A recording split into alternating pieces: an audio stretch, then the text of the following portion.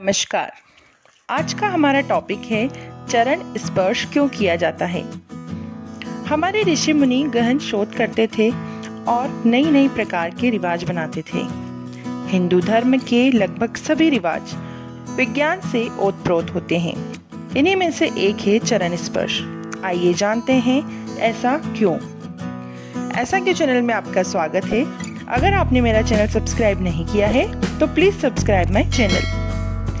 हिंदू परिवारों में बचपन से ही बच्चों को संस्कार के रूप में सिखाया जाता है अपने से बड़ों का सम्मान करना और उनके चरण स्पर्श करना।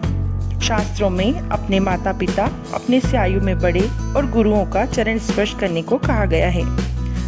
कहा जाता है चरण स्पर्श करने से अहंकार समाप्त होता है और हृदय में समर्पण और विनम्रता का भाव जागृत होता है। आपके शरीर की ऊर्जा चरण स्पर्श करने वाले व्यक्ति में पहुंचती है और सकारात्मक ऊर्जा चरण स्पर्श करने वाले व्यक्ति से आशीर्वाद के माध्यम से वापस मिल जाती है। इससे आपके नकारात्मकता से छुटकारा मिल जाता है। जिन उद्देश्यों को मन में रखकर आप बड़ों को प्रणाम करते हैं, उस लक्ष्य को पाने में बल मिलता है। हजारों साल पहले से चली आ रही इस परंपरा को वैज्ञानिकों ने बहुत ही आधुनिक परंपरा माना है। वैज्ञानिकों के तर्क के अनुसार हमारा शरीर जिस तंत्रिका तंत्र से बना है, उसकी शुरुआत हमारे मस्तिष्क से होती है और तंत्रिकाओं का अंत हमारे हाथों और पैरों की उंगलियों पर आकर खत्म होता है। जब हम किसी को चरण स्पर्श करते हैं तो उस वक्त हम अपने बाएं हाथ से उसके दाएं पैर को और दाएं हाथ से बाएं पैर को छूते हैं। इससे एक विद्युत चुंबकीय चक्र पूरा होता है। सामने वाले की ऊर्जा हमारे शरीर में प्रवाहित होने लगती है। इस बात को न्यूटन के सिद्धांत के अनुसार समझा जा सकता है कि दुनिया में सभी चीजों में गुरुत्वाकर्षण होता है।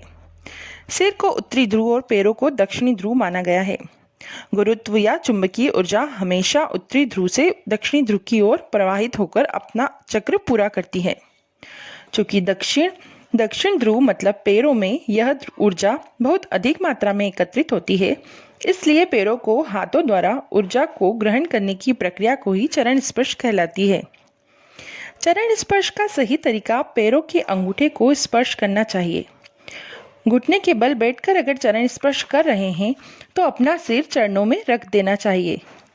दंडवत प्रणाम भी किया जा सकता है। स्त्रियों का दंडवत प्रणाम करना वर्जित है। माता पिता को अपनी पुत्रियों से चरण स्पर्श नहीं कराना चाहिए, क्योंकि कहा जाता है कुंवारी कन्याओं को शरीर की रचना कुछ इस तरह से की गई है कि 11 वर्ष तक शक्ति का स्वयमेव केंद्र होती हैं। इसलिए नवदुर्गा में कन्याओं को पूजा जाता है। आध्यात्मिक दृष्टि से जब किसी व्यक्ति के चरण स्पर्श किए जाते हैं तो वह किसी व्यक्ति के लिए नहीं होते, बल्कि चरण स्पर्श से आप उस परमात्मा को प्रणाम करते हैं जो उस व्यक्ति के शरीर में आत्मा के रूप में मौजूद होती है। जब भी कोई आपके चरण स्पर्श करे तो उसके सिर पर हाथ अवश्य रखें और भगवान का नाम जरूर लें। उससे सकारात्मक ऊर्जा का प्रवाह बना रहता है।